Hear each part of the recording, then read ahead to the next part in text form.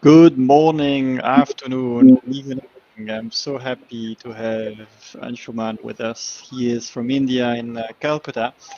And today, Anshuman, who is the Managing Director of Minimac Systems, will be discussing power plant lubrication reliability. You can find more about his profile and himself on the speaker profile section.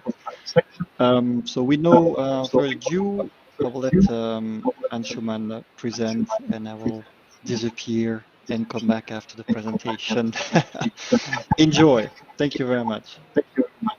Thank you so much, and good morning, good afternoon, and good evening to all my friends from around the globe.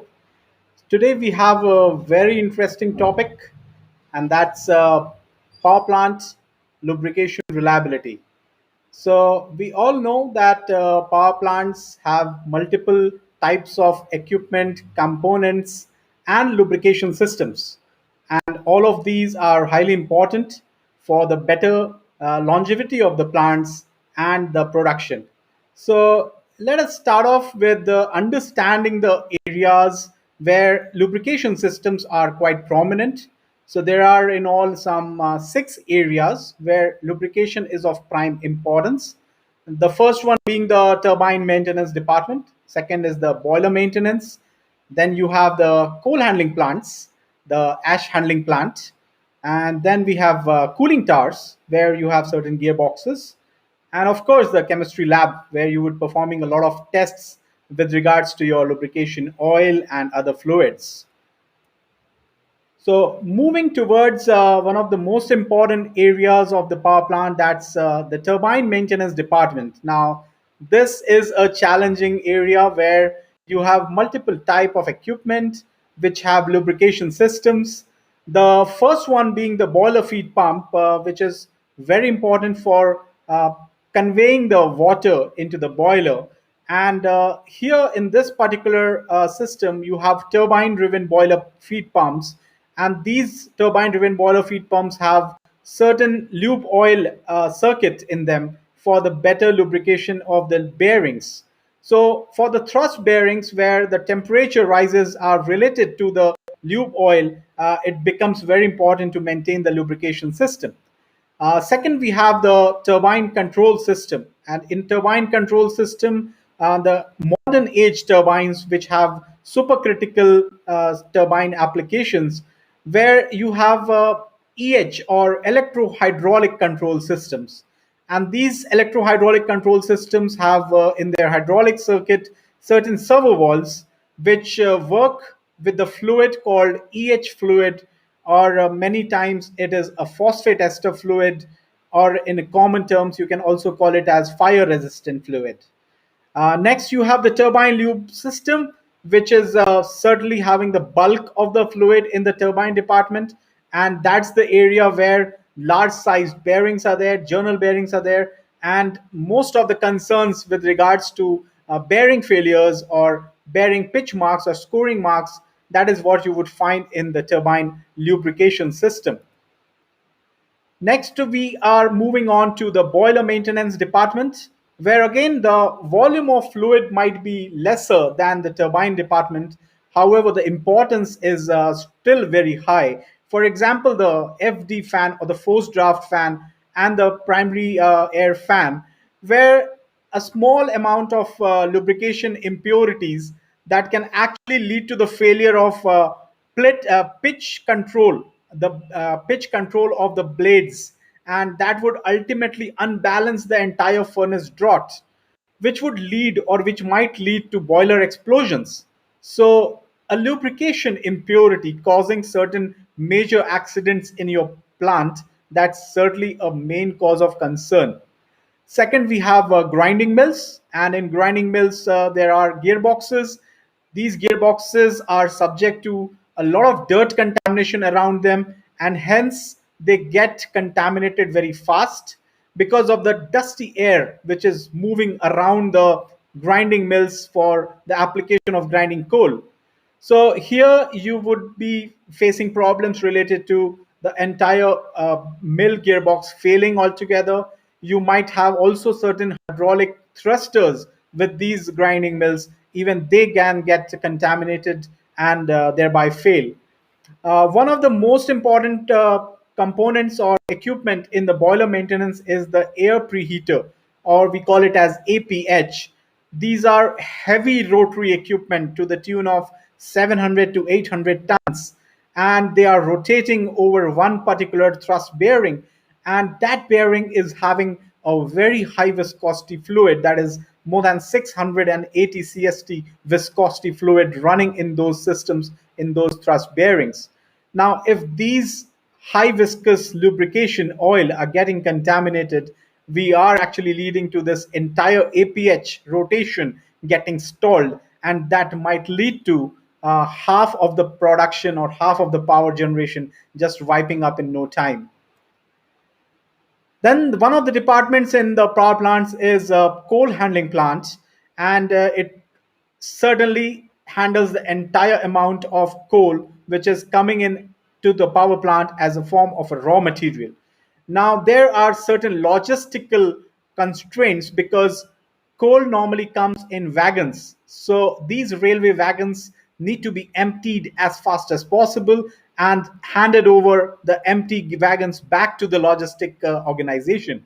So it's very important to have a seamless turnaround of all these wagons and rakes coming into your CHP, emptying them up and returning those wagons. Now, entire CHP has got multiple equipment like wagon tipplers, then sidearm chargers, stacker reclaimers, and bucket wheels. So all of these equipment, they work on hydraulics. And we all know hydraulics needs a very clean ambient atmosphere. Unfortunately, these CHPs have heavily dusty atmospheres. So it's total paradox. Now, how to handle these hydraulic systems if we have a complete dusty environment? For that reason, it becomes important to maintain your hydraulic systems and the surrounding air. In fact, you need to interfere between the hydraulics breathers so that you can actually arrest a lot of dust contamination which is prone to come into the hydraulic system. Now, understanding about the type of lubricants which are used in the power plant, so we have categorized them into three major portions. One is the turbine oil, which we all know is normally of grade 46 CST or 32 CST. The application of turbine oil, you can see on the slides, it has high temperature fluctuations because of the turbine application, heavy load, of course, because these are heavy journals, high speed, and high proneness to moisture contamination. The second one is phosphate esters. These are special fluids which are used for the turbine control system or the turbine governing system. These are subject to high temperature scenarios. We would be talking about them in detail in the coming slides. And the end one is the gear oil and the hydraulic oils. Although the quantities for the gear oils and the hydraulic oils used in power plants is not very high as compared to turbine oils, but the importance and criticality, as we understood, is again very important. So, coming to one of the most critical fluids which we have identified in a power plant, that's the EH control fluid. And that's important because it flows in the entire turbine control system. And the turbine control system, if it breaks down because of any contamination present in this EHC system, you are more likely to get a complete shutdown of the power plant. So now there are certain properties of the EH fluid. First, it is a fire resistant fluid because it has to be subjected to certain high temperature zones, and there are chances or likelihood of catching fire. So in order to arrest all those possible accidental scenarios, this fluid of EHC is a fire resistant fluid. And most of the power plants, you would find it is a phosphate ester fluid, mostly known as a TXP kind of a fluid. So this fluid has certain properties which are listed down on the chart here with the threshold values. Now, importance of contamination in these phosphate ester fluids is very high because these ester fluids are highly hygroscopic in nature. They can actually catch water contamination in dissolved form. And this dissolved form of moisture would actually lead to formation of acids, lowering of the resistivity of this oil. There would be further wear and tear apart from the dusty environments that would add to the solid contamination. Possibilities of aeration because a foaming tendency would actually get deteriorated. Ultimately, oxidation degradation is very prone in this. So one of the most important or most critical parameters is total acid number. Now this total acid number is increased in phosphate ester fluids as soon as there is moisture contamination and metal ions presence in that fluid. Now, let us understand how degradation of EH fluid can lead to a complete revenue loss. So, this slide talks about how the degradation of EH oil properties would lead to increase in tan value and total acid number. Once it increases, it can actually cause severe failures of your servo valves, your Moog valves, and these servos and Moog valves are actually in the steam line of your turbine, of your steam turbine. And when these valves fail, there is a complete shutdown of the turbine because the steam flow is actually restricted or it is sluggish. Second, it would actually be cause of symptoms of valve hunting, and these valve hunting are again a concern area because they would lead to erratic behavior of steam flow into the turbine. So thereby there would be a lot of unplanned shutdowns, power generation loss, thereby loss of revenue for you. So there's a reason we are going to talk about how to reduce the total acid number or how to control the entire contamination spectrum in the EHC fluids.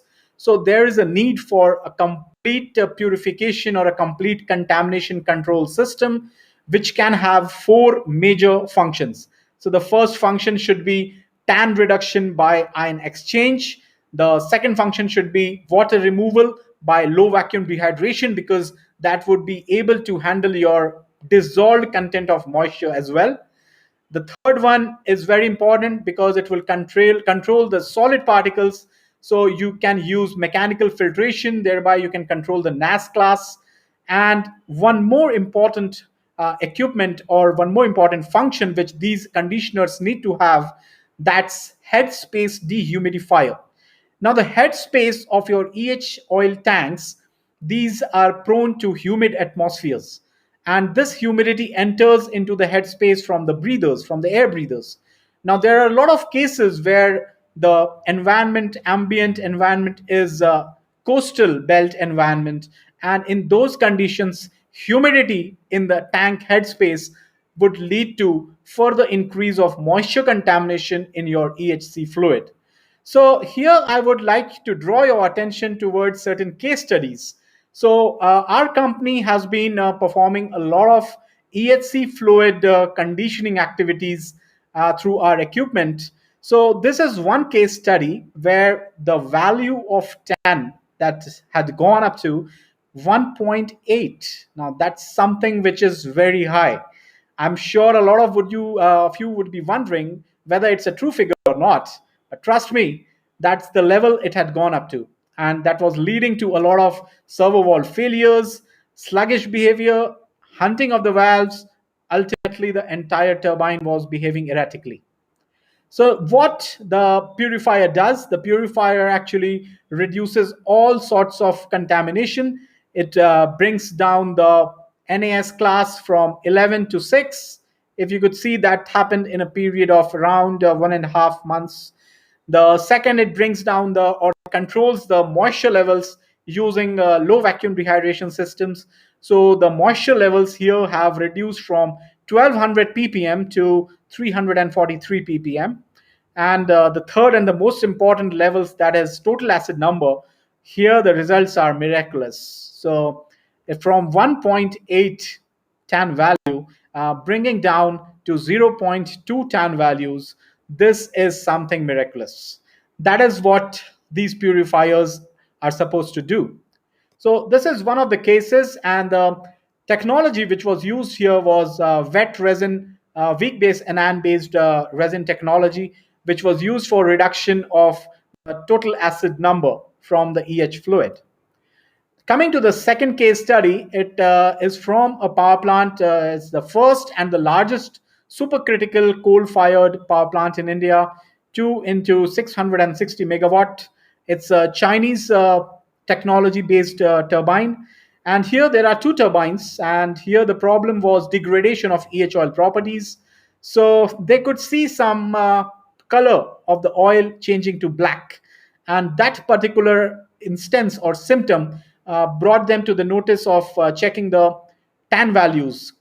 So when it was checked, it was found to be beyond zero point 0.5 levels in both the turbine units. So immediately they installed these conditioners, and they were able to achieve tan values to as low as 0.14 and 0.13. Even the NAS value that was maintained by the use of mechanical filters. The third and the last case study is from power plant, which is North India based Indo Japanese power plant system. So here the problem was again the same tan value, and the tan value had gone to 2.23 levels. Now, can you believe that? Because I have personally not come across that level in any of the other power plants I have visited. So this was too high, and when these company people they approached our team, we could actually sense that yes, this is a challenge we need to accept and do it. Now the biggest problem what they had failed is was Moog valve failures, and you won't believe they had changed some 10 to 15 Moog valves in 1 year span. So of course that's a good business for the Moog company, but ultimately it was not something which I would prefer as a technologist. So here the tan values again were controlled by using the same technology of WBA resin technology, and thereby the tan was brought down to 0.15 levels. So this is it from my side, short one. Let us move on to your questions. I invite you to ask me questions in the next few minutes.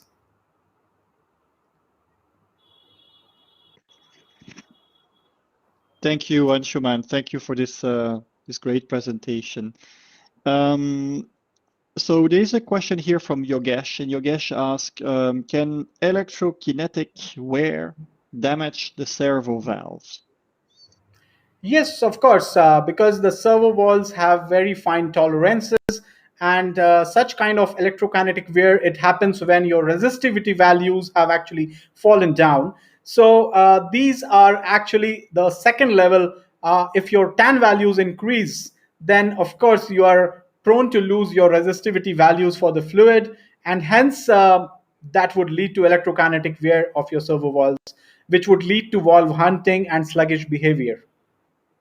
Okay, good. And so I have a question. When you look at the market in India, for our listeners, can you know, most of us have never been to India, I think here. Can you give us a quick overview of how, let's say, maintenance is evolving? Do you see more that people are more willing to invest in maintenance and are doing the extra miles to, you know, to improve the situation? How has that evolved over the last 10 years? Right. So what I can certainly say here is it's not about just India, but the entire Asian market and the African market, Southeast Asia Pacific. I have seen the market evolving like anything, like never before. I have been into the industry for the last 15 to 20 years, but I could never see the pace of evolution was so high because there are multiple reasons. People now investing in high value equipment, high technology equipment, and these equipment need a proper maintenance, a proper reliability program. So they can't follow the same old practices or the conventional methods, which are quite miser in terms of proactive maintenance techniques. So thereby, yes, there is a huge market awaiting for all the technologists around who are hearing me out. And Minimac is a company who provides a gateway to all the technology companies around the world. So of course, you can approach me anytime through my speaker profile, and let's connect. Good, excellent. Thanks a lot for your time again, and looking forward again to see you on the platform, connecting with you. Thank you so much. Thank you so much. Bye bye.